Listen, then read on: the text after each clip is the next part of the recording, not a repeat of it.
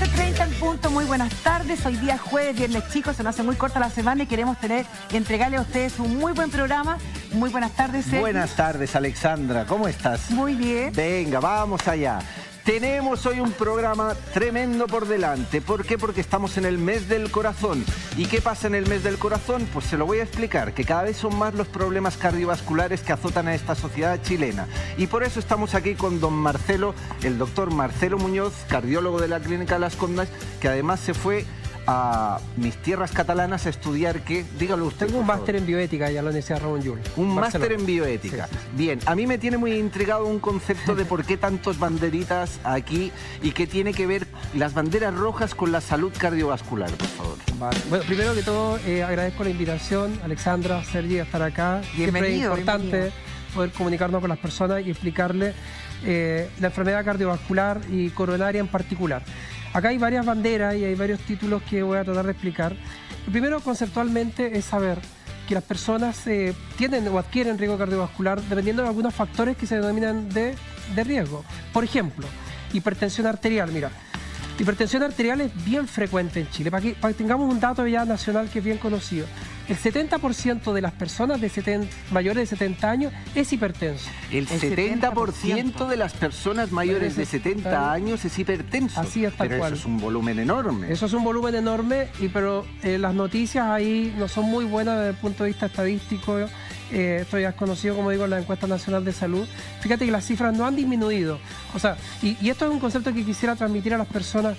A ver, una cosa es que yo sepa que soy hipertenso, que eso ya es muy bueno. Otra cosa es que a mí me estén tratando la hipertensión con medidas no farmacológicas y farmacológicas, eso lo podríamos explicar más adelante.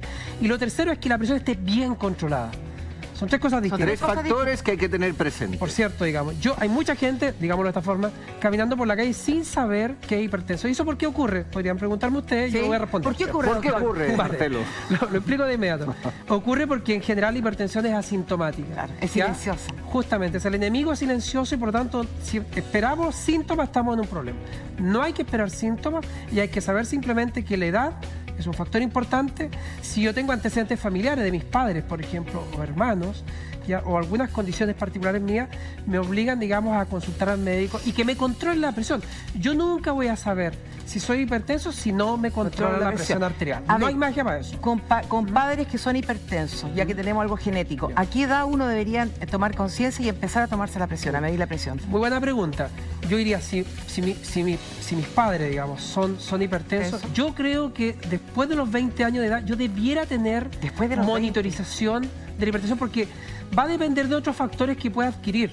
Además, culturales, por ejemplo, si esa persona tiene ese background genético, si tiene esa carga genética de hipertensión, pero resulta que soy obeso, soy sedentario, como abundantemente comida chatarra, por ejemplo, entonces mi riesgo cardiovascular de hacerme hipertenso probablemente sea más precoz que si yo tuviese una vida muy saludable en esos términos, digamos, que comentaba. Entonces hay que tomar conciencia de los 20 años hacia arriba, cuando los padres son hipertensos, irse midiendo la presión. Si alguien podría decir que esto suena un poco exagerado, en absoluto, y por la siguiente razón. Nosotros sabemos que si uno es hipertenso y uno logra tener un control óptimo de la presión arterial, el riesgo cardiovascular baja casi como a niveles de pacientes que no son hipertensos. O sea, la ganancia que uno tiene, sabiendo que es hipertenso y tratándose, pero sobre todo controlándose óptimamente la presión, es máxima. Entonces, una pregunta más fácil. Si una persona tiene los padres que son hipertensos, uno lleva una buena calidad de vida, se está midiendo constantemente la presión, ¿podríamos no llegar a los 70 años con el 70% que las personas sufren de hipertensión, por ejemplo, bajar? En los parámetros. Claro, yo diría que eso sería una muy... O sea, ese grupo de personas, que es un grupo de personas, podría disminuir su riesgo y probablemente lo que uno hace, si digamos, tiene un estilo de vida, digamos, saludable, es que uno va a retardar el inicio de la hipertensión. No me atrevería a decir de que nunca va a ser hipertenso, pero lo va a retardar. Eso es ahorro en salud. Esa es una cosa. Lo siguiente es que hay un grupo de personas que van a ser hipertensos porque su calidad de vida empuja a hacer eso. Son sedentarios. Nosotros sabemos que 9 de 10 chilenos son sedentarios. 9 de cada 10. 9 de cada 10. 7 de cada 10. Alarmante. 7 de cada 10 son pacientes que tienen sobrepeso u obesidad mórbida. Son todos factores de riesgo que van a impactar sobre las posibilidades de ser... Doctor, pero antes de que sigamos con los factores de riesgo, por ejemplo, aquí tenemos un corazón que está afectado por la presión alta. Sí. ¿Ya? Sí. ¿Cuáles son los factores que originan esa presión alta? Porque es súper importante tenerlos presentes para precisamente erradicarlos si es que se puede. Absolutamente. Voy a hacer una explicación muy breve y lo más gráfica posible para las personas, para que entiendan el concepto de presión arterial. Simplemente se trata de lo siguiente. La sangre, cuando pasa por estos conductos, que son verdaderas cañerías, que son las arterias, golpea sobre la pared del vaso sanguíneo. Este golpe, digamos, se produce permanentemente por el latido de la sangre, ¿vale? Entonces, si yo tengo esa fuerza aumentada, eso se llama hipertensión arterial, ustedes comprenderán que se puede dañar la pared en el curso de muchos años, como si uno martillara, por así decirlo, las paredes. Entonces, a tu pregunta, causas, nosotros sabemos, por ejemplo, la carga genética. Si mis padres son, ya dijimos, hipertensos, yo tengo alta probabilidad de ser hipertenso. Si yo tengo consumo de sal excesivo, ¿de acuerdo? Yo también me puedo hacer hipertenso. Si yo soy sedentario o obeso, también aumento el riesgo de ser hipertenso. Ahora, 1 de cada 10 hipertensos, nosotros podemos encontrarle otras causas todavía particulares. Son los menos pacientes. ¿Pero como cuál? Por ejemplo, hay una enfermedad que se llama feocromocitoma. Es una enfermedad, digámoslo, no frecuente, afortunadamente, que tiene algunas características clínicas bien particulares. Son como crisis de hipertensión que aparecen con taquicardia y otros signos, digamos, clínicos. Nosotros nos abocamos a buscar esas causas raras en 1 de cada 10, pero son pacientes que se presentan de forma típica. Por ejemplo, si a mí la presión me viene en crisis solamente, pero yo sé que después, pasada esa crisis, mi presión es perfectamente normal, y no hablo de crisis por estrés, sino que hablo de una crisis simplemente, digamos, que aparece de nuevo, de la nada, sumado a otras señales clínicas, entonces yo debo ir a buscar una causa específica. Otra posibilidad. Hay algunas enfermedades endocrinológicas, una enfermedad también de nombre un poco extraño, que es la enfermedad de Cushing, que está aumentado los niveles de glucocorticoides, que también tiene características clínicas bien particulares. Esos pacientes también pueden, digamos, gatillar hipertensión arterial. O por ejemplo, si yo tengo enfermedad de los riñones, ¿de acuerdo? Yo también me puedo hacer hipertenso. O sea, hay un grupo de pacientes que son los menos en los que nosotros podemos encontrar una causa en particular, pero 9 de 10 es lo que nosotros denominamos hipertensión esencial. O sea, para decirlo muy coloquialmente, somos hipertensos porque se nos dio que fuéramos hipertensos. Y en el caso de que una persona ya está con la hipertensión, ¿qué es lo que debiera hacer para mantener controlada la presión arterial y, obviamente, ir a mejor, no para peor? Bien. Mira, muy importante, aquí tenemos que diferenciar dos cosas. Uno son las medidas no farmacológicas de hipertensión arterial.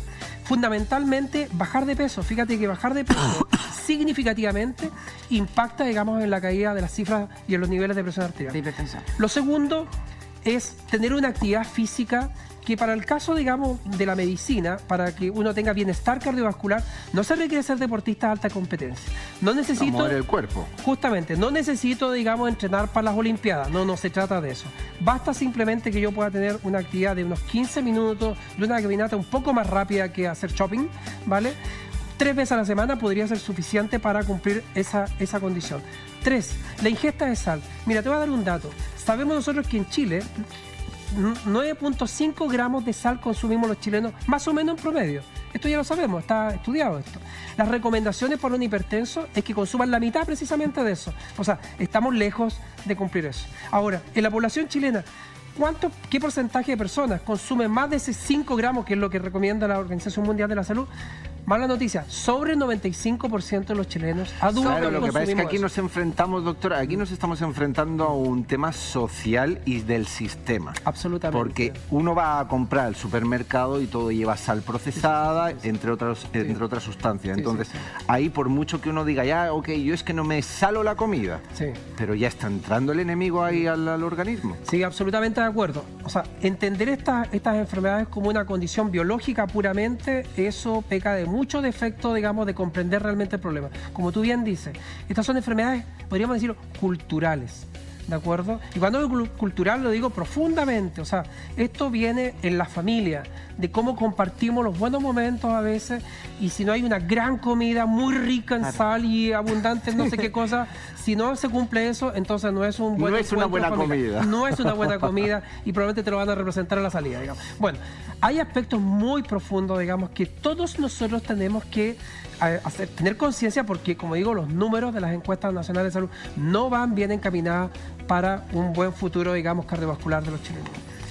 Bueno, Envíen todas sus consultas porque hoy estamos con todas las banderitas de las zonas que son de peligro para prevenir una enfermedad al corazón. Así que desde ya envíen todas sus consultas, eso, las banderitas. Y tenemos un tuit que dice lo siguiente. Ayomi dice, hola, podrían leer, tengo 48 años y mi presión arterial es de 90 y 60. ¿Es baja o es normal?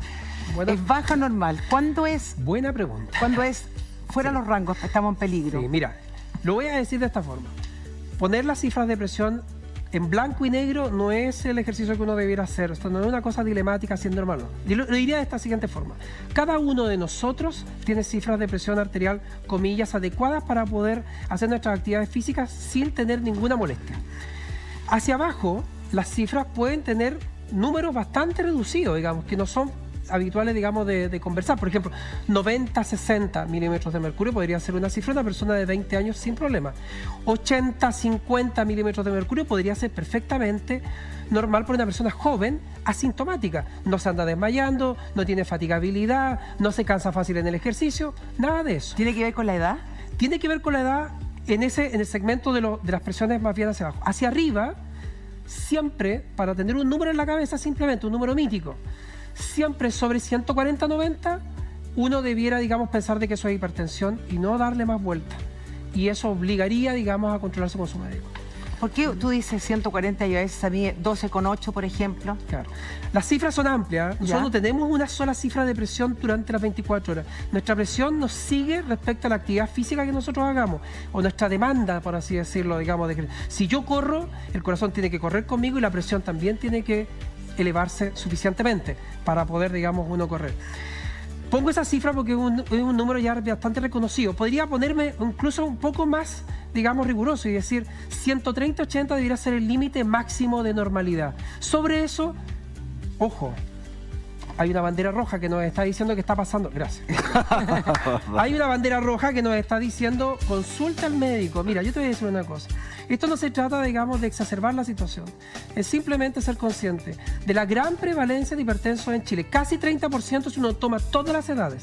Y ya decía, casi 70%, o desde 70% de prevalencia en mayores de 70 años, mucha gente. Es muchísima, es una aberración. Y todos los días nosotros vemos pacientes con infarto o con accidentes cerebrovasculares. Y cuando uno ve una persona que pudo haberse controlado la presión y termina dañando el cerebro con un accidente vascular, termina dañando la retina, queda en diálisis o tiene un infarto, oye, uno está llamado a educar y por eso estoy acá hoy día con usted y le agradezco nuevamente la invitación para que eso no ocurra. Pero Marcelo, ¿nunca te avisa si a mí me sube la presión o a las personas que nos están viendo la televisión le sube la presión, una presión que no corresponde?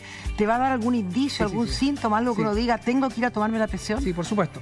Cuando la presión pierde control, lo voy a decir muy coloquialmente, por favor. ¿De acuerdo? Cuando pierde control, nosotros denominamos eso una crisis hipertensiva. Hay de dos tipos, una que se llama urgencia hipertensiva y otra que se llama emergencia hipertensiva. Esta es la más grave de todas. Esta obliga siempre a hospitalizar. Son pacientes muy graves. Son pacientes que además cursan un accidente vascular o un infarto asociado, digamos, a la crisis de hipertensión. Muchas veces los pacientes consultan por qué síntomas. Por ejemplo, refieren que se cansan un poco más frecuentemente de lo que ellos... De lo normal. Digamos, de lo normal. No sé, yo siempre le digo, le pregunto a los pacientes si andan en metro. El metro, las escaleras del metro, el mejor test de esfuerzo, digamos, de Santiago, por lejos. ¿El mejor? En provincia, no se enojen, en provincia habrá la caminata larga, digamos, de una esquina a otra para ir a comprar o ir a hacer, digamos, algún trámite. Si yo me canso en el trayecto que yo consideraba que era lo habitual y que no me pasaba nada, ojo, está pasando algo, vamos a ver la presión. Si yo tengo dolores de cabeza, sobre todo dolores de cabeza matutinos, porque habitualmente el dolor de cabeza por estrés, por el cansancio del día, es vespertino, es hacia la tarde. Pero si yo despierto con dolor de cabeza... psíquico es hacia la tarde, siempre. Sí, claro. Sí. Si yo despierto con dolor de cabeza, ojo, hay una alarma ahí también, ¿de acuerdo? Cosas que no se representan tan directamente con la hipertensión, pero que algunas veces motivan a consultar, es con el sangrado de nariz, por ejemplo, la epistaxis. Paciente que dice, doctor, me ha sangrado la nariz, vea si está la presión alta o no. Eso no se relaciona completamente, pero bueno, buena oportunidad para tomarle la presión. Todas las veces que podemos tomar la presión... Porque suceda una vez el sangrado de la nariz no pasa significa nada. No pasa nada, no pasa res, como dicen. No pasa res, no pasa res. Por supuesto que no pasa nada, digamos. Si es una vez ocasional, no pasa nada. Si, por ejemplo, se me pone el ojo rojo, ese también es un motivo de consulta típico, digamos, lo que se ¿Cuando denomina... hay como un derrame? Justamente, el derrame que se denomina hemorragia subconjuntival, más técnicamente, pero muy bien, es un derrame ocular que en general es bien benigno, pero también alerta muchas veces y se relaciona a otras tantas, no completamente, pero otras tantas a cifras de presión arterial elevada, ¿de acuerdo? Todas esas son señales que a uno lo convocan a controlarse, pero insisto, basta, digamos, de que yo entre en un poco de años, digamos. Si tengo antecedentes familiares, ya digo, desde temprana edad. Si no tengo antecedentes familiares, yo diría, después de los 30, después de los 40, de todas maneras, contrólese la presión. Si va al médico por un resfrío, por lo que sea, por favor, que le tomen la presión. Es que no cuesta nada. No cuesta nada, no pasa nada, digamos. Es bilingüe, hagámoslo, está hablando catalán. Hagámoslo así, y es la única forma de pesquisar. Es que la pesquisa es clave, digamos, es clave. Si no sabemos que somos hipertensos, mal voy a poder tratarme. Doctor, y aprovechando lo que acaba de decir usted de controlarse la presión, si uno ya está diagnosticado con la presión arterial alta, ¿cuánto tiempo ha de pasar entre control y control? Bien, súper buena pregunta. Mira, lo voy a decir de esta forma. Si uno se guía por las normas americanas, uno podría tomar ciertos lapsos, ya algunos periodos de tiempo relativamente prolongados. Pongamos el siguiente escenario. Si yo le digo a un paciente en Chile, ya, somos así. Si yo le digo, mire, nos vemos en 6 meses más o en un año más. Yo tengo la presión alta, va a ser más. Si yo te digo, nos vemos en un año más, ok, te aseguro que probablemente llegues a los 2 años o a los 3 años. A los 3. Chuta, porque claro, es un tema cultural nuestro, digamos. Nos cuesta tener adherencia a los tratamientos, nos cuesta tener adherencia a ya un buen el control. fármaco, uno se va relajado. Y uno se relaja. Sí, uno Si se relaja. usted le dice a un chileno, con todo el amor y respeto, puedes comer almendras, en verdad se va a comer la bolsa entera. Es lo mismo, es lo mismo, hay que ir con Entonces, cuidado. si ustedes manejan esa información y saben que yo no me voy a adherir al Exacto. tratamiento, ¿qué es lo que me tendrías que decir? Claro. Para poder prevenir. Claro, los sistemas de salud, imaginémonos, digamos, lo que son el control de presión en los sectores, digamos, de la ciudad, ¿de acuerdo? No en una clínica necesariamente, sino que en un policlínico, por ejemplo. Yo sugiero, es un tema cultural, controles periódicos, aprovechemos las tecnologías. Pero periódico de cada cuánto. Vale. Claro. Podemos hacer, mira, yo diría, muy frecuentes, o sea, podrían ser idealmente mensuales. Esto es una carga muy potente para un sistema de salud, así que lo digo con mucho cuidado, pero también porque uno tiene que aspirar al ideal, digamos, si no estamos lógico. mal. Prevenir. Sí, por supuesto. Si nosotros hacemos controles mensuales hasta que logremos esa cifra óptima de control de presión, yo entonces ahí puedo hacer controles más espaciados, pero nunca perder ese nexo con el paciente. Y yo digo lo siguiente, fíjate que las tecnologías, nosotros andamos todos los días, te fijas, con celulares, etcétera. Entonces, sugiero, digamos, usar esas plataformas de información. A las personas se le pueden enviar mensajes, oiga, señor don Juanito, no fue a su control, acuérdese del control. Se está tomando sus medicamentos, ojo con la sal que conversamos la vez pasada. Ese tipo de conexión me parece que a mí que es, a estas alturas de la vida, me parece básico, digamos. Es necesario. Claro, pero tenemos que cambiar el pensamiento de las personas, por eso que a lo mejor tal vez una vez al mes tomándola cada cierto tiempo, tú modificas la conducta de la persona y ya se habitúa. Ahora tengo una pregunta súper importante, porque las personas flacas, porque hablamos de que tienen más riesgo las personas que están con sobrepeso, ¿se puede relajar una persona que es más delgada y pensar que no le va a pasar cuando tiene los padres son hipertensos, por ejemplo? Muy buena pregunta. Esto no tiene que ver con, nosotros denominamos el fenotipo, o sea, la constitución, digamos, del cuerpo. No necesariamente a mí me exime. Por ejemplo, si yo te veo, el ejemplo, digamos, claro, Sergi aquí, no pasa nada, tú no vas a tener, digamos, hipertensión. No es así. Ya. Insisto, yo solamente sé si soy hipertenso si a mí alguien me toma la presión arterial. No hay otra manera de No hay otra manera. Medicamentos para la presión hay muchísimos, no sé, 40, 50, muchas posibilidades. Esto significa que no hay ninguno que sea la panacea. Y el ideal en particular es que mi médico, digamos, pudiera indicarme por así decirlo, un traje a la medida de fármacos. O sea, pero lo primero sería el ideal. Lo primero sería cambiar los hábitos antes de ir directamente al fármaco, o sea, cambiar hábitos. Por eso hablaba de las medidas no farmacológicas. Baja de peso, un poquito más de actividad física, menos consumo de sal, buena alimentación, salud mental, menos estrés. Pero este tema del estrés, y aquí una cosa que siempre lo comento con mis pacientes, cuando uno lee la guía y dice, bueno, Dedíquese a actividades que sean menos estresantes. Yo le digo graciosamente a mis pacientes, bueno, teníamos que ser algo así como instructores de, me imagino, de surf en Hawái, una cosa de ese tono. Sería la única posibilidad de no tener nada de estrés. No, a mí me encantaría, te juro que mis niveles de estrés bajarían fantásticamente, pero es muy difícil. O sea, en una ciudad, y digo de Santiago, porque Santiago no es Chile, pero vive mucha gente. Digamos, generalicemos, en Occidente es complejo. Absolutamente complejo, y hacer modificaciones en ese sentido del estrés es difícil, es un tema muy profundo. Y un detalle, Alexandra, también que es importante, que los médicos tenemos que ser conscientes de lo siguiente. Fíjate que Aristóteles decía que las costumbres, los hábitos de uno, eran una suerte de segunda naturaleza. Esto se entiende muy bien cuando tú ves, digamos, a Roger Federer jugar tenis. Tú dices, este tipo nació tenista. No. Se hizo. Él hubo alguna vez en que la pelota le salió para el otro lado. Claro. Pero jugó de tal manera, se entrenó de tal forma que tú le dices a este tipo, nació tenista. Los hábitos se modifican, pero tú tienes que ir tomar conciencia. Persistencia y perseverancia. Absolutamente, y perseverancia en el tiempo. Por eso es que los nexos entre los médicos o los equipos de salud y sus pacientes tienen que ser profundos, tienen que ser constantes, tienen que ser periódicos. Y yo digo, las tecnologías actuales nos permiten eso. Si nosotros recibimos publicidad, digamos, en nuestros celulares, que nos pidan permiso, ¿cómo no voy a poder recibir un informe o una información ad hoc, digamos, a mi condición médica, de mis médicos, de mi consultorio, de mi policlínico? Y te hago una pregunta, ¿y qué pasa con las personas que no tienen acceso a la medicina, que no tienen recursos económicos, que van a los hospitales y están en las salas de espera, que muchas veces se mueven en las salas de espera y que quieren saber si son hipertensos y no pueden llegar? O sea, ¿qué pueden hacer? Mira, ese es un tema muy profundo, muy delicado. Yo diría lo siguiente, este es un problema país, ¿eh? O sea, estos números que mencionaba la Encuesta Nacional de Salud 2017, primeros números que se han mostrado y que comparan con la Encuesta Nacional de Salud del 2003, 2009, 2010, ya, o sea, casi 15 años, digamos, de vigilancia en estas enfermedades no transmisibles, crónicas, ya que son factores de riesgo cardiovascular, implican de que el Estado de Chile, el Estado de Chile, las políticas públicas tienen que ir de distintos ministerios, no solamente de salud, vivienda, ¿te fijas o no? Desarrollo social, ¿ya? Educación. Es que está todo vinculado. Todas tienen que vincularse. Esto es un problema país. Nosotros no podemos permitirnos tener estas cifras. Te voy a dar un solo ejemplo. En la década de los 80, en Gran Bretaña, existió lo que se llamaba el Black Report. Ese era un informe, ¿ya?, de una de las secretarías, digamos, del Ministerio de Salud, que hablaba de las inequidades en salud en Gran Bretaña.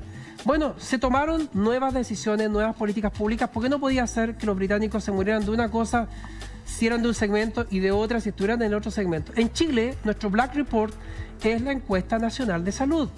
Todos estamos llamados a colaborar aquí. Nadie se puede eximir. Por eso estoy yo acá. Ok, y como usted está acá, doctor, ¿qué le puede seguir? O sea, para que tomen nota, ¿cuáles son las medidas entonces para mantener una salud con la parte de la presión arterial? Mira, yo diría dos cosas así como muy prácticas. Bajar de peso no es fácil, por lo menos no lo incrementemos. Primer ejercicio. Y el segundo, suframos un poquito, digamos, con la sal. O sea, no usemos sal en exceso. Suframos un poco, que nos cueste un poco. No competir por quién, digamos, el salero se lo acaba primero, digamos. Mire, en España sucede algo muy parecido, pero aquí en Chile también es bien cierto que antes de probar la comida y todo, uno le echa más sal. Claro. Eso antes de probarlo. Sí, es insólito. Eso es como a priori. O sea, a priori yo sé que me falta sal. Por si acaso lo uso. Bueno, ese tipo de costumbre, por ejemplo, en las familias, a los niños educarlos. Sí puede ser que estas generaciones tengamos algunos giros favorables, que no sean todos los deseables, pero en nuestros hijos. Cambiarle la alimentación, claro. ¿Estás seguro, digamos? Uno dirá, bueno, pero eso va a tener rendimiento en 20 años más. Pero es que 20 años más es nada, digamos. La encuesta de salud ha tenido 15 años de vigilancia y hemos visto pocos puntos favorables, excepto el tabaquismo, que lo hemos bajado. El resto no va. En el resto estamos al debe. Acaba de pronunciar una palabra mágica. Mire que tengo aquí. El globo del tabaquismo. Bien, ya hemos visto la hipertensión. A veces lo podríamos reventar. Todos tendríamos que reventarlo. Ese reviéntatelo, por favor, porque esa es tarea relativamente realizada, digamos. Está bien. Sí, mira, muy buen punto. El tabaquismo, de muchos factores de riesgo cardiovascular que se miden, es el único que de verdad hemos ganado espacio a favor. Fíjate que las personas expuestas, por ejemplo, al tabaquismo en la casa y en las oficinas y en el trabajo, ha disminuido significativamente. O sea, ahí ha habido políticas públicas que han venido de distintos... Se ha tomado conciencia con la prohibición. Y se ha tomado conciencia. Pero fíjate que el dato de que yo me expongo menos al cigarro en mi casa significa que los padres tomaron conciencia también. Claro, fíjate qué interesante. Nadie fuma hoy día dentro de una casa, imagínate. Casi no se estila. O abren la ventana. O se van al patio, o se van al hall, o se le hace mucho más difícil. Por lo tanto, el vicio se va dejando. Claro, pero lo que quiero decir es que esto no solamente aplica de exponerme menos en las oficinas, que es como una suerte de obligación. O sea, la institución X me dice que no fume, digamos, en los pasillos, etc. No, sino que en las casas también. O sea, yo ahí veo la luz al final de este túnel. O sea, si logramos disminuir la exposición pasiva al cigarrillo en las casas, significa que las familias están empezando a hacer giros en sus costumbres y por lo tanto los otros factores de riesgo yo también creo que los podemos modificar favorablemente. Marcelo, para todas aquellas personas que nos están viendo que son fumadoras, ¿cómo afecta el tabaco a nuestra salud cardiovascular? Por favor. Mira, así para decirlo muy en simple, afecta directamente, lo voy a tratar de decir así muy en simple. La sangre cuando circula por las arterias, por estas cañerías, ¿ya? Tiene que tener una suerte de velocidad. Ahí está, mire, ahí al lado tiene una cañería para que lo pueda explicar. Ahí lo tienes. Vamos a ver si puedo explicarlo acá. El Departamento de Arte le realizó este trabajo. Son unos artistas. A mano, manual. Dalí es Tiene un lápiz, necesita un lápiz. Dalí es un niño pecho. Un niño de pecho, digamos, al lado de esto. Mira, muy bien. Vamos a decirlo de esta forma. Si esta es una arteria, que no tenemos por qué no pensar que es una arteria. De hecho, ustedes ven ahí por donde circula la sangre. Ahora yo voy a abrir la arteria. ¿Ya? Vamos a abrirla. Acá vemos un material amarillo que vamos a imaginarnos que es el colesterol. ¿Vale? Entonces, el cigarrillo, ¿cómo afecta? El flujo de sangre cuando pasa por acá, ¿ya? Tiene que pasar con una suerte, digamos, de flujo facilitado. Si ese flujo se hace, disculpe que lo grafique de esta forma. No, está perfecto. Por favor. Si yo digo que este flujo ahora circula como si circulara en grudo, digamos, por dentro. Espeso. Más espeso. Eso por una serie de modificaciones que produce el tabaquismo. Aquí se puede formar un coágulo y en ese momento un infarto. O sea, el tabaquismo afecta directamente en cómo se presenta la sangre, digamos, dentro de las arterias, ¿ya? En su capacidad, digamos, de circular fluidamente y fácil o hacerlo, digamos, un poco más fácil. Mira, ahí lo tenemos en forma fácil y gráfica. Ahí está. Ahí fluye de una manera... Al cual ahí están pasando todas esos son los glóbulos rojos, sí, pero... las bolitas. Esas bolitas que pasan por ahí, ahí está la placa de colesterol que se ha roto, se fijan, se va a formar ahí un coágulo, un trombo. Ahí es un trombo oclusivo. Te fijas que a distal de ese coágulo no hay flujo y lo que tenía que llegarle sangre no le llega, ¿ya? Ahí hay una obstrucción tremenda. Tal cual, y es absoluta, y ahí se está mostrando un stent, que es una malla, digamos, que uno pone con la que repara el flujo, ¿vale? Ahí está, ¿te fijas la malla cómo se está expandiendo? Repara el flujo, pero sigue la obstrucción. No, pero uno genera, digamos, una luz, un lumen, claro, un espacio por donde la sangre puede pasar. Uno rechaza la placa. Una apertura. Uno genera una apertura mecánica, es mecánico eso. La placa uno la rechaza, digamos, hacia el exterior y permite que la sangre pase, ¿ya? Y esa mallita está recubierta de algunos fármacos que evitan, digamos, de que se pueda volver a reproducir en ese segmento placas de colesterol. Interesante. Ya lo saben, envíen todas sus dudas e inquietudes porque aquí el señor Marcelo corresponde a todo lo que convenga y más. Tenemos un tuit ahora que dice lo siguiente. Vamos allá. Linda dice lo siguiente: hola chicos, buenas tardes. ¿Qué recomendaciones en general y de alimentación pueden dar para mejorar sistema circulatorio? Por favor y muchas gracias. Mi madre tiene varices que le molestan mucho. Es mayor de 50 y menor de 60. Y pone las caritas. Sin decir la edad. Mira, súper interesante la pregunta. Las personas que tienen varices, ¿tienen mayor riesgo? Sí. A ver. ¿Sí? Yo diría, mira, pongamos ese ejemplo, dicen de una mujer de 50, 60 años. 50 y 60. Ese es un muy buen ejemplo para hablar lo siguiente sobre las mujeres. La enfermedad cardiovascular en mujeres tiene algunos aspectos distintos al del hombre. Esto es bien importante. Para decirlo muy simple, la mujer tiene protección cardiovascular mientras tenga niveles de estrógeno, o sea, mientras tenga edad fértil, digámoslo así, menstruaciones. Mientras esté menstruando. Mientras esté menstruando, está protegida básicamente de un riesgo distinto al del hombre, que claramente es superior en esa época. Por eso el hombre empieza a los 40, 43 con los infartos. Justamente. Yo pondría un poquito antes, de los 35 para arriba, 25, ojo con un hombre, digamos, una vida estresada en Santiago de Chile, eso es un paciente ya de riesgo. en el caso de las mujeres, cuando viene la menopausia, empieza a incrementarse en forma muy significativa el riesgo cardiovascular. Esto está determinado porque pierde esa protección estrogénica, ¿de acuerdo? Se producen alteraciones del colesterol. O sea, los colesteroles que estaban, los buenos que tienen que estar elevados empiezan a bajar y los malos que estaban muy bajos empiezan a subir. ¿Siempre es así? En general en las mujeres es así. Y se produce otra cosa más. Las arterias, que aquí, por eso es que el ejemplo de una cañería es bueno, pero no es completamente, digamos, perfecto por lo siguiente. Porque cuando uno tiene una cañería, uno dice, bueno, aquí pasa la sangre y se acabó y no hay más. Pero las arterias tienen material vivo, la pared es viva, por así decirlo, y por dentro están muy vivas. Generan sustancias que permiten que se contraiga la arteria o se dilate la arteria. Eso se llama función endotelial. Entonces en las mujeres también se daña eso. Y pasa una tercera cosa que es bien interesante. ¿Nos va a dar alguna solución para no asustarnos? Pero mira, claro, yo no sé si me pueden traer... Hay una pizarra, ¿no? Sí. Si me pasan una pizarra, puedo graficar algo o al menos intentar graficarlo. Mire. Okay. Aquí estamos hablando de las mujeres que ya están en la menopausia, ¿cierto? Sí, claro, sí. Preste mucha atención. No sé si está acá bien. Mire, les sugiero lo siguiente, la siguiente idea, ¿ya? Aquí vamos a dibujar una arteria, ¿ya? Vamos a imaginarnos que acá está el corazón, ¿ya? Esta es la pared del corazón, ¿ya? Esa es la pared del corazón, ¿ya? Entonces, la arteria lleva la sangre a la intimidad del corazón.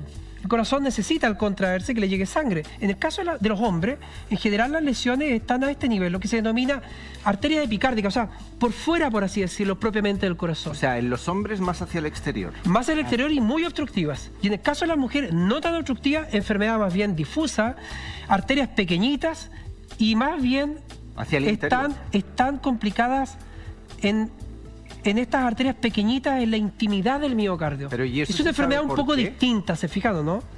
Esto está determinado por razones probablemente evolutivas, digamos, ¿de acuerdo?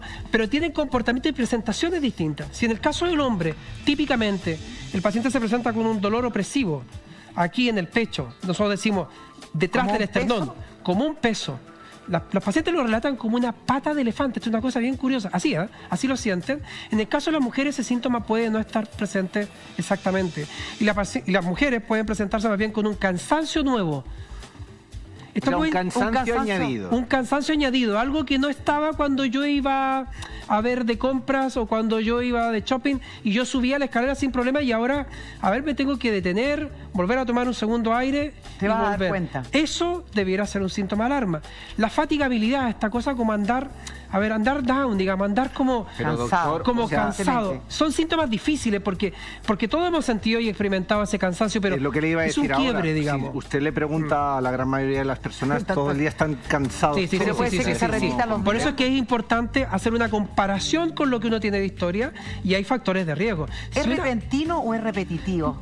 A ver, puede ser repentino y brusco, pero también puede ser algo que se vaya presentando lentamente y por eso es que la persona, conociendo su cuerpo, teniendo factores de riesgo de los que ya hemos conversado, hipertensión, tabaquismo, alteraciones de colesterol, un poquito de sobrepeso, un poquito de cintura, claro, digamos, ¿te fijas? O sea, menopausia. Digamos, la menopausia y aparecen esos síntomas, entonces eso invita a consultar a un cardiólogo, a un médico general o a un internista. Con eso puede ser suficiente. La pregunta, ¿qué podemos hacer las mujeres cuando estamos frente a la menopausia para evitar que nos suceda esto? Porque vamos sí o sí a tener problemas, podemos tener más probabilidades de tener un infarto corazón.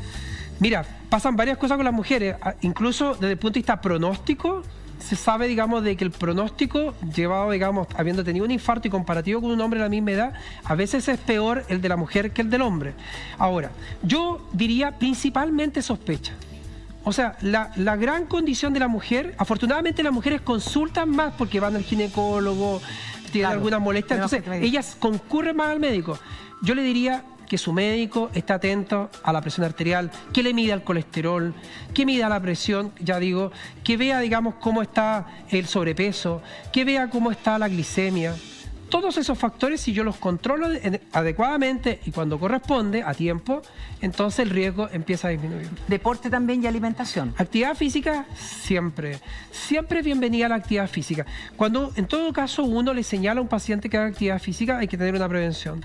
Hay pacientes que pueden estar muy motivados, vamos a decirlo, hipermotivados. Y entonces dice, el cardiólogo me dijo que tenía que hacer actividad física, así que yo hoy día subo en bicicleta al Cerro San Cristóbal. Bueno, craso error. Craso error, porque moderado, vamos de a poco, vamos increchando en la actividad física. Que yo me vaya sintiendo de a poco, digamos que sí, que esto ya, este tramo lo puedo gestionar sin problema, y no llegar y hacer un salto grande, digamos, como si yo ayer hubiese sido un gran deportista y hoy día, entonces, se me viene súper bien, digamos, que yo haga esa actividad Marcelo, física. y con respecto a las señales de un infarto, ¿se pueden confundir con otro tipo de dolencia? Por ejemplo, una crisis de pánico, algo por el estilo, o son como muy contundentes los avisos? Sí, yo diría, una taquicardia, por ejemplo, o una arritmia. Yo diría, un dolor opresivo, o sea, como un peso. La pata de elefante. La pata de elefante en esta zona o en esta zona, o con irradiación del brazo, sobre todo por esta zona. ¿Izquierdo o derecho? Izquierdo habitualmente, también podría ser el derecho, las cosas son complejas. ¿Ya? Si este dolor además se transmite hacia atrás, como entre medio, comillas, como dice la gente de las paletas, digamos, al dorso, o se me irradia la mandíbula, cuidado. Ese dolor debe ser, digamos, motivo de consulta, o sea, para saber si eso es un infarto. Si tú dices la pata elefante, de todas maneras voy a llegar a la clínica, o sea, o a un centro asistencial, porque debe ser muy invalidante, ¿no? Sí. Es invalidante, pero a veces no es todo lo intenso que tú te imaginas. Fíjate que a veces, a ver, el concepto es disconfort, o sea, una molestia ligera, pero una pesadez que tengo que no tenía. Y que amaneció hoy día en la madrugada con una cosa ahí pesada, que no se me va, y que puede tener estas irradiaciones, o por ejemplo, se asocia, digamos, a sudoración, un poquito de náusea, eso es servicio de urgencia. ¿Hay algún infarto que no provoque ningún síntoma? Ya.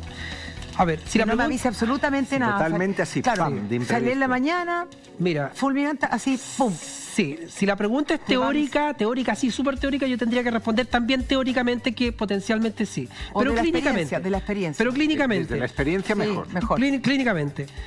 En general, todo infarto va a tener un síntoma. O este dolor, o un cansancio nuevo, o una sensación de desmayo, no sé, fatigabilidad nueva, algo va a haber de síntoma. Ocasionalmente, en pacientes, por ejemplo, los diabéticos. Diabéticos, digamos, con mal control metabólico, que desafortunadamente en Chile también tiene, digamos, una alta prevalencia, el mal control de la diabetes, ¿ya? Sobre todo en segmentos, digamos, en desventaja social, ¿de acuerdo? Bueno, esos pacientes pueden presentar un infarto y casi sin dolor, o definitivamente sin dolor, o una expresión de dolor atípica, que puede distraer al médico, digamos, cuando lo interrogue, porque no va a sentir lo mismo o apenas va a sentir un cansancio nuevo. A ver, mira, te lo pregunto de esta manera. Me ha tocado recibir pacientes que han perdido a sus parejas y uno escucha las reuniones, etcétera. Muchas personas que van o en un bus o van manejando con su pareja y que de repente sintió como una fatiga y no han querido bajarse ni del bus ni parar en un centro asistencial y minutos después o horas después, infarto al corazón. Entonces, ¿cómo podemos tomar conciencia que no era una fatiga común y corriente y que a lo mejor hubiesen estado a tiempo? Claro, ¿cómo la diferencia? Claro, ¿cómo la diferenciamos? Es complejo. Mira, yo lo diría que clínicamente nosotros vemos lo siguiente. En los hombres, particularmente, se da una situación que se llama, que en Estados Unidos se le ha dado el nombre de Widowmaker, digamos, a la enfermedad coronaria, la enfermedad coronaria que genera viudas. ¿A qué se refiere esto? Mira, se refiere a lo siguiente. Voy a graficar esto. Genera viudas, que deja viudas. Genera viudas, Widowmaker. Deben ser más abruptas, ¿no? Justamente, a ese punto voy a llegar. Mira, si yo te digo lo siguiente, que si yo tengo 40 años, ¿ya? Yo hacía deporte con mis amigos el fin de semana y no pasaba nada, ¿ya? Y yo pensaba que estaba regio. Pero resulta... 40 años hacía 40 años hago deporte. Solo los fines de semana. Típico, una persona que solamente hace actividad física una vez a la semana. Y ¿alimentación? La alimentación no la deseable, porque es lo que se estila por estos lados, con contenidos de sal mayores a los que la Organización Mundial de la Salud nos sugiere, etcétera. Un chileno típico, para decirlo así, ¿de acuerdo? Para no, digamos, matizarlo. Y resulta que yo tengo un infarto en este segmento y mis arterias que me podrían dar, digamos, suministro por la urgencia, digamos, ¿ya? No se han desarrollado. ¿Por qué no se han desarrollado? Las colaterales que decimos nosotros, porque en realidad esta era una lesión muy pequeñita que abruptamente se tapó. Esto es como si, imagínate que yo cerrara hoy día la Alameda de un viaje, todas las pistas, se formaría un taco tremenda de la Madonna, digamos. Un caos absoluto, no habría ninguna posibilidad. Pero si yo te digo que en realidad habían varias arterias que tenían lesiones, o yo voy cerrando la Alameda de una pista un mes, otra pista otro mes, y al cabo de 6 semanas, de 6 semanas o de 6 meses, bloqueo completo la Alameda, ¿estás seguro que no se produce el taco? Por una razón muy simple. Se han desarrollado alternativas que las propias personas, digamos... Mecanismos de defensa. Mecanismos de defensa, colaterales, decimos las coronarias nosotros. Hay colaterales que llevan suministro de oxígeno y nutrientes a los segmentos que han quedado porque se tapó acá. En definitiva, para responderte, yo podría sufrir, lamentablemente, esto afortunadamente no es frecuente, un abrupto corte, digamos, del flujo de sangre al corazón, sin la capacidad de que el corazón haya desarrollado esas colaterales, esos vasos que me llevan suministro alternativo. ¿De acuerdo? En otras personas, ese suministro se va desarrollando en el curso de años. Y en ese caso, para responder tu pregunta, yo podría tener un infarto sin notarlo mucho, porque cuando se tapó esto completamente, mis colaterales dieron cuenta de esa cantidad de oxígeno y suministro de nutrientes, digamos. Casi asintomático. Pero esos son pacientes añosos, son otro perfil de pacientes. Ya, otro perfil. Pero nosotros hoy día tenemos todas las banderitas, tenemos todos los globos, porque lo que queremos es evitar y que tomen conciencia con la presión, señales de alerta, el estrés, por ejemplo, el cigarro que ya dijimos. Sí. El estrés me llama la atención porque antes de comenzar el programa hablábamos de las emociones positivas y las emociones negativas, y tú contás, quiero que tú lo digas, ¿qué pasa con las emociones positivas y el corazón? Sí. Mira, yo lo voy a graficar de esta forma bien así delicada, digamos. Tanto las grandes emociones, el estrés llevado a sus 2 puntos máximos, que podríamos decir una gran pena, una gran depresión, un trauma, un shock negativo, digamos, no sé, un asalto, un fallecimiento, una situación de estrés como un asalto, por ejemplo, lamentablemente muy frecuente estos días, ¿ya? O una gran alegría. No sé, pagué la universidad, digamos, una cosa de ese tono, ¿te fijas o no? Ambos extremos en pacientes de riesgo pueden conllevar, digamos, la posibilidad de que se produzca un evento coronario agudo. Esto es curioso porque uno pensaría a priori de que solamente son el estrés, digamos, ese negativo, el del asalto, el de, digamos, no sé, se me falleció un familiar, tuve un quiebre matrimonial, etcétera, etcétera, pero también los positivos llevan extremos. ¿Por qué? Por una razón muy simple, porque en ambas condiciones se produce alzas de presión arterial. Alzas de presión arterial, por supuesto, ya. 2 cosas, digamos, estoy seguro que si tú le tomas la presión arterial a un hincha, no sé, de Colo-Colo de la Chile, no quiero pelear con nadie, de la Católica, del Barça, digamos, si te toma a ti la presión con un gol del Barça en la mitad del Camp Nou, ahí esa presión no sé dónde está. ¿Es por el cortisol del estrés que genera? Está mediado, digamos, hormonalmente, hay varias señales, digamos, que concurren para esa alza de presión, alza de frecuencia cardíaca también. O sea, es un corazón al que yo le estoy exigiendo muchísimo. Entonces, y por lo tanto, si yo tengo lesiones previas, o si tuviera condiciones predisponentes, entonces se gatilla, digamos. Entonces las teleseries que uno ve no es tan, en parte es verdadero. Cuando no es tanta ficción, por ejemplo, cuando el hijo hace pasar una rabia a un señor que ya es de la tercera edad y se ponen a discutir y empieza con esta emoción negativa y le da el ataque. Sí. Ese drama, relación. Ese dramatismo, esa escena dramática puede ser cierta. Puede suceder en la vida real. Absolutamente cierto. Ya. En todo caso, si te vas al otro barrio de Alegría, es mejor, es mucho mejor. Claro, por último, va a morir feliz. Por último te mueres feliz. Sí, no, bueno, es cierto, digamos, eso te lo compro, es así, cierto. Nosotros hoy queremos generar conciencia y a propósito de todo lo que estamos conversando, vamos a revisar el siguiente tuit que dice así.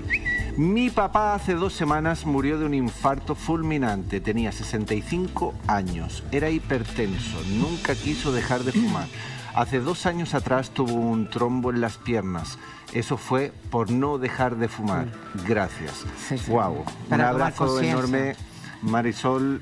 Y de verdad, todas nuestras buenas vibraciones y gran amor desde aquí, desde Vivir Bien para ti. De verdad. Y para la familia. ¿Qué le podríamos decir a todas las personas? Claro, toma conciencia, como dice ella. Sí, mira, en ese caso, o tomando, digamos, elementos de ese caso, uno podría decir la situación de esta forma. Ahí hubo una señal, ¿te fijas o no? Hubo una suerte de alarma. Tal vez una bandera roja, digamos, que fue esa trombosis de la pierna. con toda la distancia, digamos, que científicamente uno debe poner en la situación, eso es un evento, digamos, importante, un evento cardinal desde el punto de vista cardiovascular, que podría haber permitido quizás, te fijas o no, otro desenlace. En el fondo lo que uno tiene que estar consciente es de escuchar al cuerpo, digamos, ¿ya? Si yo tengo un evento de ese tipo, o si tengo una alza hipertensiva, llego al servicio de urgencia por una crisis, bueno, ese es un hecho biográfico, digamos. A mí debiera ser modificar algo, ¿te fijas o no? Mi estilo de vida. Te lo pregunto así, súper cortito. Una persona que está fumando, que está ahora viéndonos, y que tiene la presión alta, ¿es el momento de dejar el cigarro? O sea, presión alta y cigarro, no van de la mano. Sí, o sea, a ver, hipertensión arterial combinado con cigarrillo es una muy mala combinación. Si a eso le agregamos diabetes y si a eso le agrego antecedentes familiares, y etcétera, eso es una muy mala combinación. Pero fíjate que tampoco es fácil dejar de fumar. Esto está bien estudiado, ¿ya? Y en Estados Unidos, en algunos grupos americanos, lo que ha sido más efectivo, aunque tú no lo creas, ha sido los incentivos económicos. Las empresas incentivan a sus empleados a que si usted no fuma y hacen determinaciones en sangre, etcétera, bueno, le doy un plus. Le doy un fee, o sea, le pago a usted un refuerzo económico positivo por una razón muy simple. Porque esa persona, si se enferma, va a tener, digamos, un costo especial, pero, digamos, esa compañía. No va a trabajar y vas pagando justamente. Más, entonces sale más a cuenta y se ha visto que eso es la forma mejor, digamos, muchas veces comparado con otras, ya, para que las personas dejen de fumar. Estamos hablando de personas activas, digamos, trabajadoras. Increíble ya. Es una fórmula americana que no digo que se haga en Chile necesariamente, pero ¿qué traduce? Que no es fácil cambiar esa costumbre y hábito de fumar. ¿Quiere usted, que están en la casa bien atentos al programa, saber cómo prevenir un infarto? Por favor, ni se muevan porque en 2 minutos regresamos aquí en Vivir Bien. Ya estamos de regreso y se quedó la pregunta pendiente de cómo actuar y no prevenir. ¿Cómo actuar frente a las señales de un infarto, doctor? Ok. Mira, voy a poner el caso típico de un paciente. La situación típica es esta. Un paciente que puede tener muchos factores de riesgo como estos ya que hemos conversado y se presenta en la madrugada. Fíjate que ese es la típico horario, digamos, en el que aparece el infarto. ¿Ya? En la madrugada con un dolor, digo, acá en esta zona del pecho, opresivo. Si yo tengo ese síntoma, lo que los pacientes debieran hacer es consultar al servicio de urgencia. No debiera demorarse la consulta. Si nosotros consultamos, tenemos alta probabilidad de que las cosas salgan bien, de que no sobrevengan graves complicaciones inmediatas, como puede ser arritmias, que impiden que el paciente incluso llegue al servicio de urgencia. Claro, ¿ya? Que invalidan más. Que invalidan más y a veces pueden producir la muerte, incluso antes de llegar al servicio de urgencia. ¿En cuánto tiempo debemos actuar? Más o menos. Lo antes posible, digamos. O sea, ahí el tiempo va en contra de uno. Ya. Y al revés, si uno concurre rápidamente, va a favor de rescatar corazón vivo, digamos. Eso se puede hacer hoy día. En Chile está bastante bien organizado los protocolos de manejo de infarto en distintos segmentos. Por lo tanto, uno tiene una muy buena oportunidad que si uno llega a tiempo, sea tratado, diagnosticado primero y tratado adecuadamente. ¿Qué hacemos en una situación lo mismo prevenir? Estoy yo contigo, por ejemplo, en un lugar que puede ser y que estamos apartados y no tenemos nadie. O sea, te está pasando esto a ti. ¿Qué hago yo? ¿Hay algo que puedo hacer en mi casa, alguna maniobra? Sí, mira, es compleja. La pregunta es muy interesante porque los pacientes nos hacen esa pregunta. ¿Qué hacemos en ese minuto? Una maniobra casera. Sí, claro. Una maniobra casera. Si yo tuviera certeza o la máxima posibilidad de certeza de que en realidad lo que tengo al frente mío es un infarto, tal vez la única medida que sugeriría en ese minuto, con mucha prudencia lo que voy a decir, es tomar aspirina. ¿De acuerdo? O sea, uno pudiera tomar la mitad de una aspirina adulto, digamos, ¿ya? O si toma aspirina infantil, tal vez doblar, triplicar la dosis e irme inmediatamente a cualquier centro clínico que yo encuentre inmediatamente en camino por esta molestia, para la atención inmediata. Yo no haría de ir a dar una vuelta larga, buscar el centro donde más me conocen y todo, porque a veces ese tiempo no existe, no es posible, digamos, de que se alcance. Y vinculado al tiempo, ¿qué hay de cierto que hay entre 30 y 60 minutos de reacción frente a estos síntomas? O sea, ¿en realidad eso o nada que ver? No, yo diría, lo antes posible es conveniente que la persona se presente al servicio de urgencia por una razón muy simple, porque las terapias que nosotros podemos administrar en ese minuto van a tener máximo resultado favorable. ¿De acuerdo? Si yo llego atrás, muy retardado, incluso si ya se me pasó el dolor... ¿Llegaste tardíamente ya? Yo ya voy a tener muy probablemente una cicatriz en mi corazón. Ahora, la magnitud de esa cicatriz yo la puedo aminorar con una serie de terapias que yo puedo, digamos, instalar en ese minuto. Pero lo ideal es no quedar con cicatriz. Pero te va a dejar... Ese es el ideal. Claro, Marcelo, ¿te va a dejar con secuelas si es tardía la asistencia? O sea... Puede, dependiendo de la magnitud ya del infarto, pueden quedar secuelas que luego los pacientes las van a sentir como un cansancio precoz al ejercicio, lo que se denomina insuficiencia cardíaca. ¿Por qué? Porque hay una zona del corazón que no está cumpliendo su función de bomba. No olvidemos, que esto de repente lo podemos dar como por sabido, que el corazón, la función principal es tomar sangre y llevarla hacia adelante. Es una bomba, por eso se llama la bomba cardíaca. Toma sangre y la lleva ¿a dónde? A la aorta, una arteria principal grande que permite que la sangre llegue a todos los segmentos del cuerpo. Te lo pregunto, si es mejor, por ejemplo, una persona para una precaución de lo que tú estás diciendo, si no tenemos la certeza que está frente a un infarto de corazón, igual puede ser una crisis de pánico que le pasa muchas veces a los hombres de 50 hacia arriba también, mejor llevarlo. Sí, por supuesto. Mira, la crisis de pánico, esto es bien interesante, se presenta, digamos, con dos síntomas que son muy violentos, digamos, y que son muy, generan, digamos, una sensación muy indeseable, muy desagradable, que es sensación de muerte inminente, que es una sensación que es imposible traducirla. O sea, solamente las personas que lo han sentido podrán decir de qué significa eso. Pero sentir como que me voy a morir es una cosa mayor. Y lo segundo, palpitaciones. Palpitaciones rápidas. Taquicardia. Taquicardia, digamos. Muy fuerte, el corazón se sale, por así decirlo, y eso también puede, si no ser la causa del problema, puede arrastrar un problema. Venga a su lugar y tenemos un audio que dice lo siguiente. Hola. Mi nombre es Carmen, quisiera hacerles una consulta, pero primero felicitar el programa, muy bueno, demasiado. Mi marido es hipertenso, pero toma varios remedios. Y igual en la mañana se levanta con los ojos rojos, dolor de cabeza, pero se enoja mucho si le quitamos todo lo que es con sal y bebidas. Gracias. ¿Qué le podemos responder? Toma medicamentos, es hipertenso, se come la sal. A mí me gustaría responderle después también. ¿Sí? Ok. ¿Qué le puede dar después la palabra? O parte tú. No, vale. Venga, tírese usted a la piscina. Yo me voy a tirar a la piscina. Mira, a la piscina. Es que la pregunta es una pregunta necesaria la que acabo de escuchar. Fíjate que ahí, ¿cuál es el fondo del problema? El fondo del problema son las costumbres de las personas. Y cuando los médicos decimos de repente con mucha personalidad, mire señor, usted tiene que comer, hacer esto, restringirse lo otro y aquello, no nos estamos dando cuenta de lo que les estamos pidiendo. Estamos pidiendo que giren sus costumbres y sus hábitos que probablemente se empezaron a cimentar desde temprana edad. En esos casos, y sin pretensión de que las personas no tengan o empujen la posibilidad, digamos, de cambiar sus hábitos, médicamente uno podría, digamos, trabajar a ese paciente. Por ejemplo, si él incluso ingiere, digamos, mucha sal, bueno, existen fármacos que incluyen diuréticos, por ejemplo, con la cual nosotros podríamos hacer perder ese exceso de sal que está consumiendo el paciente. De todas formas, sería muy mal mensaje de mi parte decir, no incentivarlo, digamos, a modificar su estilo de vida. Yo creo que es necesario, pero sí creo que las tecnologías actuales médicas pueden permitir un buen control de la presión de esa persona, ¿ya? Y buen control de la presión es que nosotros tengamos varios números de presión arterial, varias veces medidos, en lo que se denomina un holter de presión arterial de 24 horas, que mide alrededor de 50 o 60 veces la presión, tanto de día como de noche, para poder dibujar las tendencias del paciente.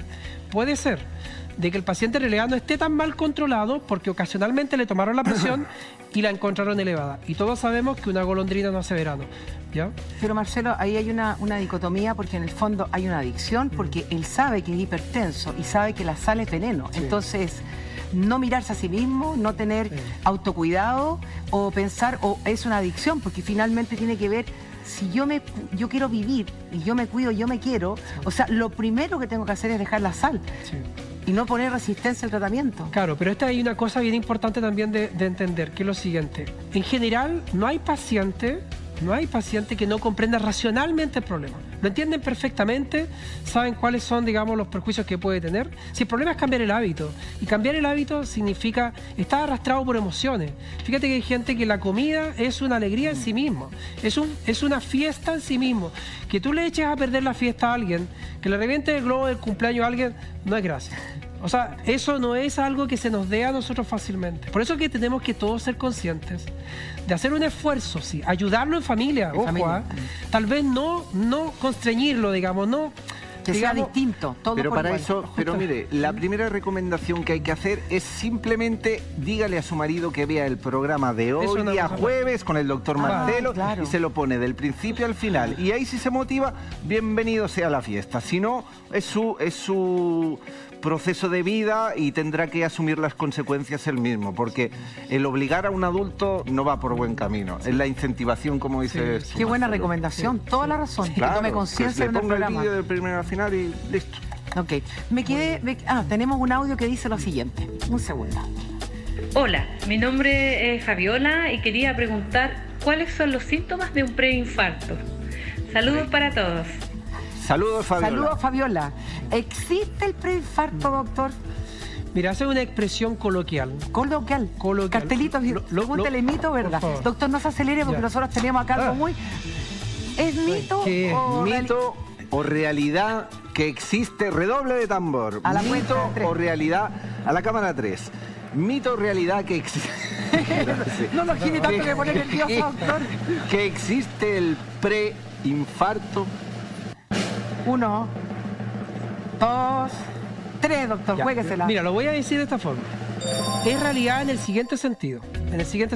Existe. Primero, la expresión preinfarto desde el punto de vista médico no es una expresión que nosotros usemos, pero la comprendemos con las personas cuando nos dicen lo siguiente. Preinfarto podríamos llamarlo a una secuencia de síntomas que previene o devienen infarto finalmente. Por ejemplo, si yo les digo que cada vez que estoy haciendo trote, digamos, en el parque, empiezo a presentar un dolor en el pecho, me tengo que detener, pero después puedo seguir ya ejercitando, ese es un aviso. Digámoslo así, eso podrían ser síntomas premonitorios de preinfarto. Otra cosa que se acerca a esa expresión que las personas usan es que en el proceso del infarto, en el curso de horas y de pocos días a veces, ya pueden haber síntomas del todo parecidos al infarto, no constituyentes completamente. Esto, para explicarlo muy en simple, es el infarto, y lo voy a dibujar esto acá, miren, si me permiten un segundo. Por favor. Todo suyo la pizarra. Vamos a hacerlo así, Un infarto propiamente tal sería algo así como si yo tuviera esta arteria, aquí tengo una placa de colesterol, ¿se fijan? Y aquí se ha formado un coágulo y entonces la sangre venía feliz de la vida por acá y se encuentra con una obstrucción y a este segmento del corazón no le llega sangre y esto es un infarto, ¿vale? Ya. Ahora, preinfarto sería algo como una condición previa a esto, si lo entendemos así. Y nosotros sabemos de que muchas veces ya estos trombos, estos coágulos, no son completamente obstructivos, ¿ya? O sea, se forma un coágulo, pero tapa un poquito nomás. Y entonces hay síntomas, pero no una obstrucción total y por lo tanto no hay muerte de células, sino que hay, un temblor grado 8 o 9, digamos, claro, pero no propiamente un eso. infarto. Eso es un preinfarto, si lo entendemos, digamos, lo que tratan de decirnos las personas. Y cuando llega ese preinfarto, entonces tenemos que tomar todas las medidas para no llegar posterior. Sabemos nosotros que si tú tienes una cosa que... Hay una denominación en medicina que se llama angina inestable, ¿ya? Esta es mi letra, qué hermosa, digo. Sí. Para médico está bastante bonita. Pero está bien, sí, se muy bonita. fantástico. Si yo tengo una angina inestable que le voy a dar el sinónimo de preinfarto, yo sé que lo que viene, digamos, los próximos días es un infarto. No, es un infarto. O sea, ya, Eso es una alarma. Es una alarma máxima. Me quedé con una pregunta que es... Mira, ahí hay una gráfica.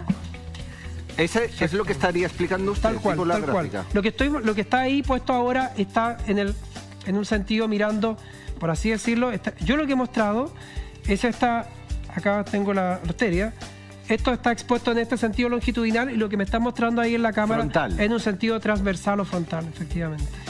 Ya. Marcelo, me quedé pensando en algo súper preocupante. Las mujeres que están en la menopausia, están cerca de la menopausia, ¿cierto? Y que pueden tener más riesgo de tener infarto corazón y accidentes cerebrovasculares. Y porque básicamente bajan los estrógenos. Si hacemos una terapia hormonal, ¿podría disminuir las probabilidades de hacer un infarto cerebral? Sí. Esa es una pregunta súper buena pregunta. Pero tengo una mala noticia, digamos. Que no tenemos, no tenemos una respuesta definitiva al punto de vista científico. hay estudios que inicialmente decían de que había beneficio, o sea, si yo daba terapia de reemplazo hormonal, así se denomina eso, entonces había beneficio a favor del corazón de las mujeres. Lo que se ha visto después, cuando uno ha estudiado, digamos, evidencia y ha mostrado, digamos, en el curso de muchos años de observación, se ha visto que esta cosa no es tan clara y en general las decisiones de terapia hormonal de reemplazo es por el más breve tiempo y por la más mínima cantidad, todo guiado por un médico especialista. Ok. Doctor, ha sido pero un placer porque ha sido una clase magistral, además súper bonito el mesón, muy bien explicado, muy simpático y además asertivo, así que se agradece que haya acompañado para explicar algo tan importante como el corazón, que no es menor. Muchas gracias por la invitación. Doctor, ¿y cuándo va a volver a venir? Cuando me inviten, encantadísimo. Ya, está listo para que escuche, para que vuelva a ver. Ya está listo. Vale. Okay, nos vemos. Y ahora damos la bienvenida a un gran kinesiólogo, se me olvidó tu nombre, perdona, Jaime Canales, perdona, que nos vas a conversar de la importancia que tiene el ejercicio físico como fármaco. Exacto. Muchas gracias por la invitación. Es un tema que también debería ser conocido por la población. Entonces es muy importante que la gente reconozca que aparte de la farmacología común, existe un fármaco mecánico que es el ejercicio. Natural. Exacto. ¿Sí? ¿Por qué es tan importante el ejercicio físico y qué pasa en el organismo y con el ejercicio físico? ¿Por qué actúa como un fármaco? Perfecto. Primero que todo, es porque la ciencia médica, los biólogos, fisiólogos del ejercicio, han descubierto que la acción mecánica que se relaciona con el ejercicio genera cambios a nivel biológicos moleculares e incluso genéticos, activando ciertos genes para la salud y desactivando genes para la enfermedad. ¿Ya? Desde ese punto de vista teórico, el ejercicio ya tiene el sustento. Y ¿activa genes para la enfermedad? Sí. Mira. Sí. O sea, no contra la enfermedad. Exacto. ¿Contra la enfermedad? Contra la enfermedad, Okay. sí. Entonces, desde ese punto de vista, el ejercicio teóricamente ya tiene evidencia. Ahora, en términos prácticos también debería prescribirse farmacológicamente. Vamos al término más práctico de esto. Cuando un médico, por ejemplo, les dice, tiene que tomar ibuprofeno, 600 miligramos cada 8 horas, todos los días por 7 días. Bajo un contexto clínico, el médico estima que el ibuprofeno va a servir por un objetivo. De la misma forma, que también es complejo, el ejercicio también es complejo. Se debe prescribir de la misma forma, ¿ya? Pero ahora, la diferencia es que la persona no va a tomar un fármaco, no va a absorber un fármaco pasivamente, ¿ya? Sino que va a ser activo. Entonces, para que la persona absorba ese medicamento, que el ejercicio debe moverse. Y ahí viene el contexto más complicado. Pero a ver, Jaime, exacto, porque es más complejo de lo que parece. O sea, hay que hacerlo, lo tenemos claro, pero es complejo, porque si a mí me duele la cabeza, claro, la comodidad es tomarse la pastillita del ibuprofeno y nada más. Pero si yo voy al médico, en este caso tú o quien sea, y me prescribes, ya, tienes dolor de cabeza, cada 2 horas tienes que hacer X cosas. ¿Cómo lo hago si estoy en un lugar de trabajo o estoy en medio de la calle? Porque la pastilla, volvemos a lo mismo, hacer así es mucho y más para fácil. adentro. Exacto, y mire, tocaste un punto muy importante, porque lo que pasa en la sociedad contemporánea es que no hemos acostumbrado a los síntomas, ¿sí? Y el síntoma no es normal. No es normal que tengamos un dolor de cabeza, no es normal que tengamos calambre en la noche o trastorno del sueño. Qué buen punto ¿sí? ese. Entonces no hemos acostumbrado a que eso es una situación normal, no porque mi mamá tenía dolor de cabeza, yo también lo tengo que tener. Y tomo una pastilla para aliviarlo. Pero ahí está el error. Son síntomas, son alertas. Esas alertas tenemos que tomarlas en consideración. Yo siempre le explico a las personas que atiendo. Buen punto. Tenemos en el contexto, por ejemplo, una casa. Estamos en la casa viendo tele. Tenemos una alarma perimetral. Suena la alarma. ¿Qué es lo que va a hacer uno? Cuando suena la alarma, va a... ¿no es cierto? Obvio. Pero no se pone audífonos. Cuando nosotros tenemos síntomas pasa lo mismo. Son alertas. Debemos pensar. Son señales, ¿no? Exacto. Claro. Entonces, mira qué importante lo que tú estás diciendo, Jaime, porque es verdad. Y te quiero decir algo a propósito de Sergi, que el fármaco con esas señales tiene siempre efectos secundarios. Sin embargo, el ejercicio, volviendo a tu casa, de la alarma, etcétera, el ejercicio no va a tener ninguna cosa, efecto secundario. Ningún efecto secundario. Solo tiene beneficios. ¿Sabes? Exacto. Y ahí está el punto de por qué no debemos tomar tal vez fármacos para enmascarar estos síntomas. Porque es como si yo dijera, bueno, me tapo el oído y no va a pasar nada. Eso no va a evitar que alguien... sigue sonando, exacto. La alarma sigue sonando. En los mecanismos biológicos pasa lo mismo, ¿ya? Esos mecanismos van a seguir evolucionando. Lo más probable es una patología, una enfermedad. Entonces, lo que debemos hacer es tomar en consideración esos síntomas, ¿sí? pero no enmascararlos, ¿ya? Entonces, ¿por qué es importante el ejercicio? ¿Ya? Esa es una pregunta. No es que sea la panacea del siglo XXI, no es algo. Es netamente biológico y evolutivo.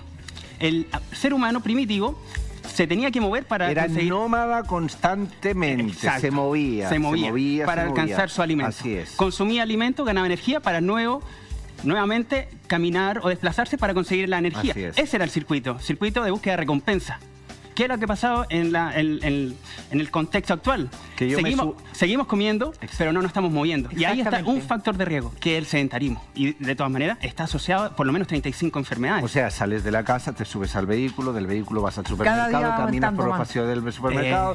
Esa es la cotidianidad del... Pero el tema que tú vienes a hablar hoy día es tremendamente importante, maravilloso, porque no solamente dejamos un fármaco que tiene efectos secundarios, sino que además de ayudar a nuestro cuerpo a fortalecer nuestros músculos, evitar para llegar a la tercera edad con tantas caídas y problemáticas en la espalda, en el cuerpo, etcétera, también nos ayuda en la parte mental, que son evitar enfermedades neurodegenerativas como el Alzheimer y un montón de cosas más. Entonces, por todos lados por todos lados hay beneficios. Y ahí cambia el paradigma hace algunos años, porque siempre se pensó que el músculo era un órgano de movimiento, nada más que para fortalecerlo.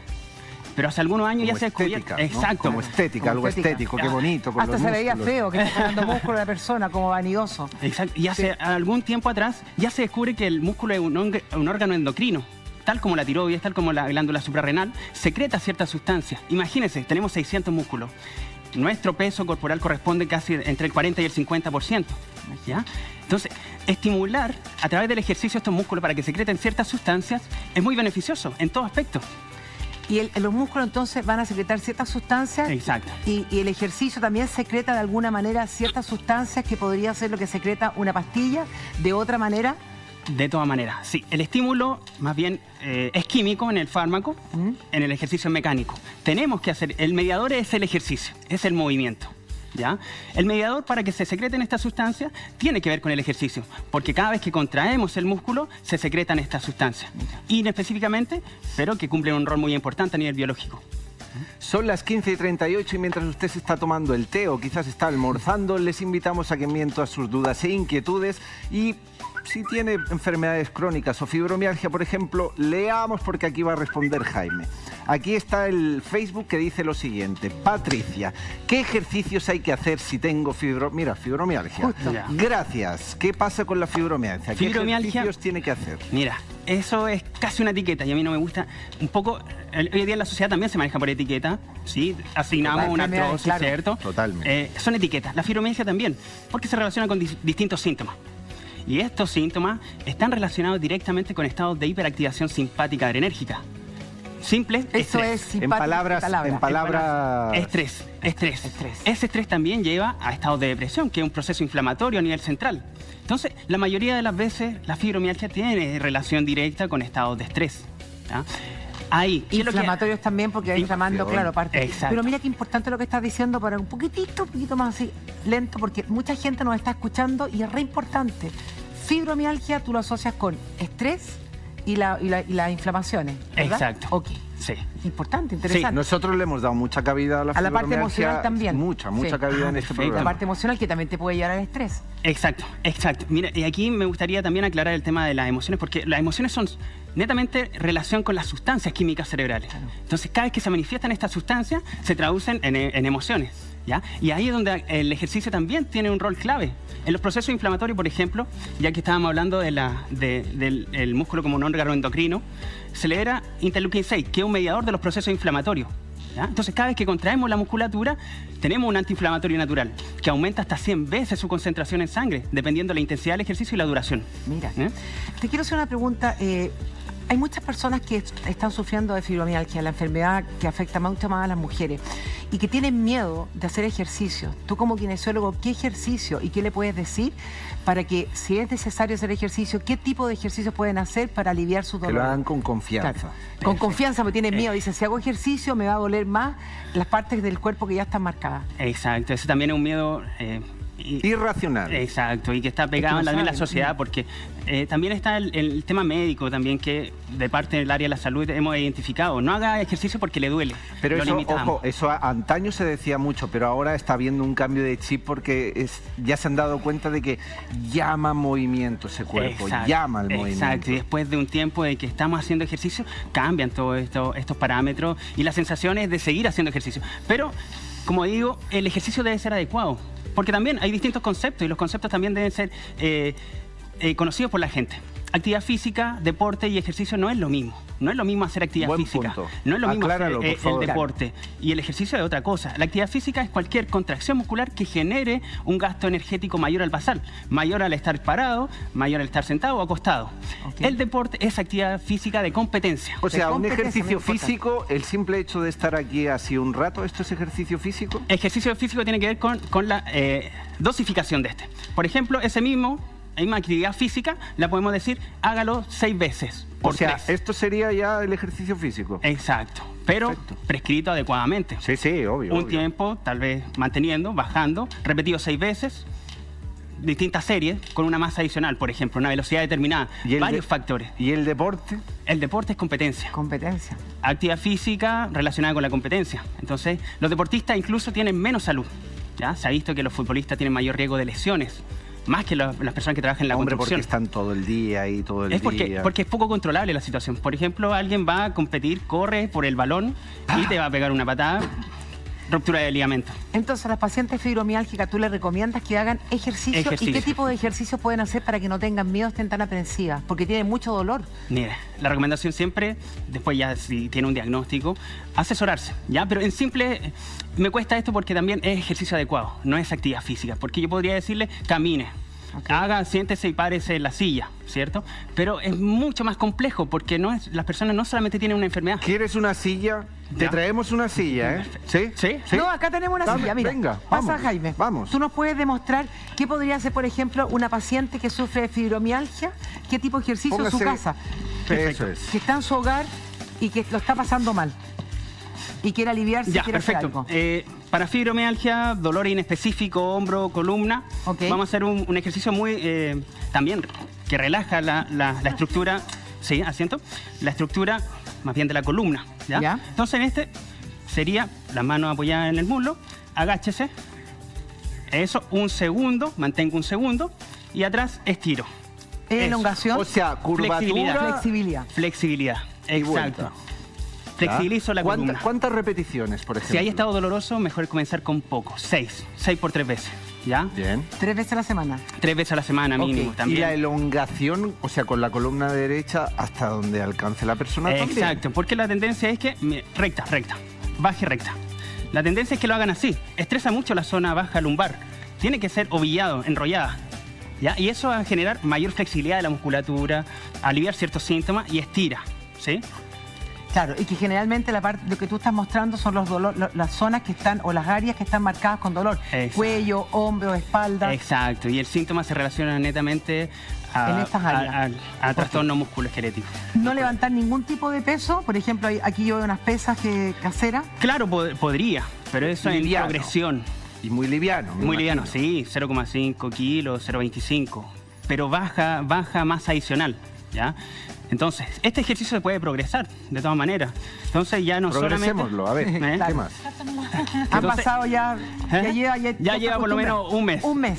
Supongamos. Entonces, el mismo ejercicio, ¿ya? Señora Luisa, ahora usted está progresando muy rápido. Ya está con musculatura. Baja, flexibiliza la columna. Entonces ahora agregamos un movimiento extra. Uy, pero mira, solo con eso que acabas de hacer hay que decir que muchas personas ya les va a costar. Sí, porque de todas maneras, por eso tiene que ser... llevan un mes. Claro, por eso. No, pero la señora Luisa está estupenda, ha progresado enormemente. Y baja. ¿Tú lo puedes repetir nuevamente? Baja. Dóblese, eso. Ahora estira.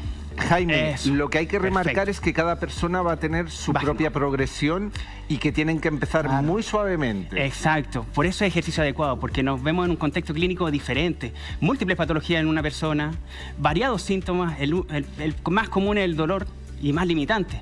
Tenemos estados de sedentarismo, 60 años tal vez, una persona nunca se movió, nunca hizo ejercicio, claro, o sea, con grado de obesidad, malnutrición, estados de estrés crónico o químicos tóxicos, fuma, toma fármaco, alcohol. Entonces, todo ese contexto lleva a que el ejercicio sea más complejo.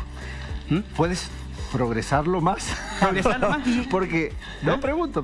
¿Sí? Aprovechando la silla Claro, también. obvio. Y las piernas. Porque ahora sería curvatura hacia adelante, levantas y se levanta de la Reclutemos silla, más musculatura, por ejemplo. Me gustó, reclutemos más musculatura. Ahí, baja, sube, estire y al mismo tiempo levanta. Digamos las piernas. Muy vale. bien. Ya. Exacto, reclutamos más musculatura, Lo ha más hecho muy secreción bien, de mioquinas, sustancias beneficiosas para el organismo. ¿Qué es lo que dijiste? Las Mioquinas. Las mioquinas, ¿qué es lo que es? Son proteínas, son hormonas.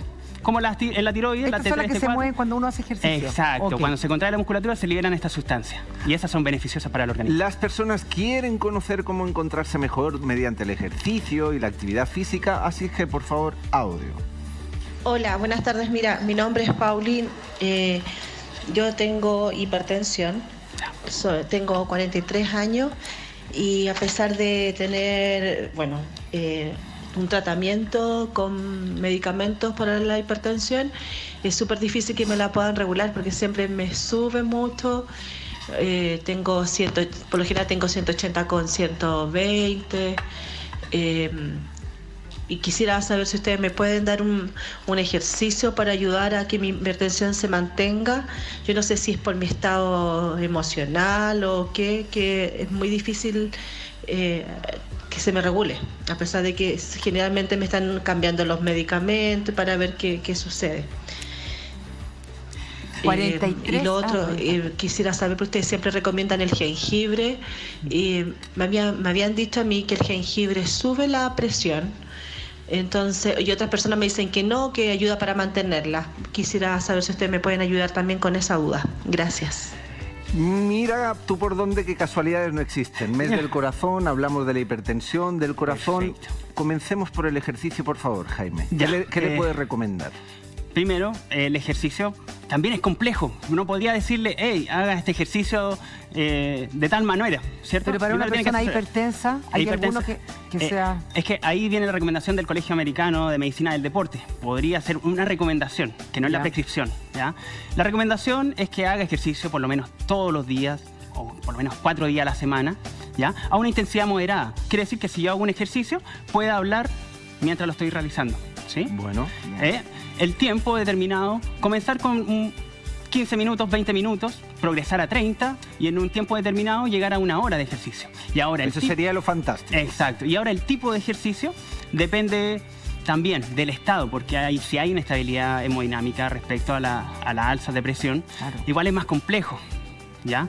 Y de cada persona, me imagino también, de la estructura física de cada uno, de todo. Depende de muchos factores. Entonces, el tipo de ejercicio yo diría de predominio aeróbico en ese caso, de baja Eso te iba a intensidad. preguntar, ¿puede ser una persona hipertensa? Ella es súper joven, tiene 43 años. Es súper ¿Ejercicio aeróbico? Sí, puede hacerlo, sí, tiene que ser adecuado. O sea, no porque sea aeróbico quiere decir que yo voy a escalar montañas o voy a correr en plano inclinado. Puede ser un cicloergómetro, en la casa estamos tiene una bicicleta estática.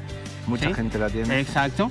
Entonces puede pedalear, ¿ya? Puede también caminar a A ritmo más forzado. exacto, como No- recomendación. No exigirse porque me da susto de llegar con una persona hipertensa que porque me exija haciendo deporte finalmente pueda subir más la presión. ¿Puede suceder eso? Puede suceder, sí, porque Ya, entonces tiene los que ser- ejercicios de alta intensidad van a activar el sistema nervioso simpático y eso genera mayor vasoconstricción, por ende Pero si lo aumenta la hacemos, presión. pero la primera recomendación es hacerlo paulatinamente. Exacto, O siempre. sea, haciéndolo paulatinamente, ¿se podría llegar a producir una hipertensión practicando ejercicio? No, por eso es adecuado. ¿ya? Perfecto. Por eso esto es recomendación solamente. El ejercicio adecuado tiene que verse en el contexto O sea, clínico. la recomendación en Pauli, me parece que era Pauli, es sí o sí haga ejercicio. Haga ejercicio. No, sí. no es el ejercicio en concreto, sino muévase. Pero suavemente. Como recomendación, siempre como recomendación, que hay que diferenciar el aspecto clínico del ejercicio adecuado versus la recomendación que puede ser caminar un poco más rápido, que se mueva como primera instancia, recibir un estímulo aunque sea. ¿Ya? Porque también en todas las patologías necesitamos algún estímulo, un umbral, en donde nos diga el cuerpo, hey, ahora sí me sirve tu estímulo. Jaime, tenemos otro audio, por favor. Hola, me llamo Ingrid Reyes Flores. Quisiera saber ¿Qué tipo de ejercicio puedo hacer yo, ya que soy diabética y tengo el hígado graso? Ojalá me puedan ayudar. Veo siempre su programa y es muy bueno. Gracias. Bien. ¿Quiere saber usted cuáles son los ejercicios adecuados para controlar la diabetes? Pues ni se le ocurra moverse. Vamos a tanda comercial y regresamos de inmediato. Bien, estamos de regreso y se quedó pendiente dar respuesta a qué tipo de ejercicio o cuál es la importancia del ejercicio para contrarrestar la diabetes. Perfecto. Tenemos distintos tejidos que son de almacén de la glucosa, ¿ya? Por distintos mecanismos se altera la compuerta que deja entrar esa glucosa. Entonces, el otro mecanismo fisiológico es la contracción muscular. Bajo distintos mecanismos biológicos, lo que hace el ejercicio a través de la contracción es abrir la compuerta. Entonces, abre la compuerta, entra glucosa. Disminuimos la glucosa en sangre. Constantemente se debe hacer ejercicio. Los efectos no duran más de 72 horas. Entonces, el ejercicio... Cualquier tipo de ejercicio. La cuestión es hacer ejercicio. Es hacer ejercicio de predominancia, yo diría de fuerza. Más que aeróbico. De fuerza. Sí. O sea, aunque sea con poco peso, pero estimular el músculo. Mucho más que cardio. Más que cardio, sí. Buenísimo. Jaime, nos entregaste un tremendo dato cada 72 horas. Explicaste muy bien didácticamente, así que te queremos agradecer haber venido a vivir bien. Muchas gracias a usted. Muchas gracias, señor Jaime. Y nosotros nos vamos a ver aquí mañana de 14:30 a 16 horas en su programa preferido, Vivir Bien. Que disfruten de la tarde. Hasta mañana, Sergio. Hasta mañana.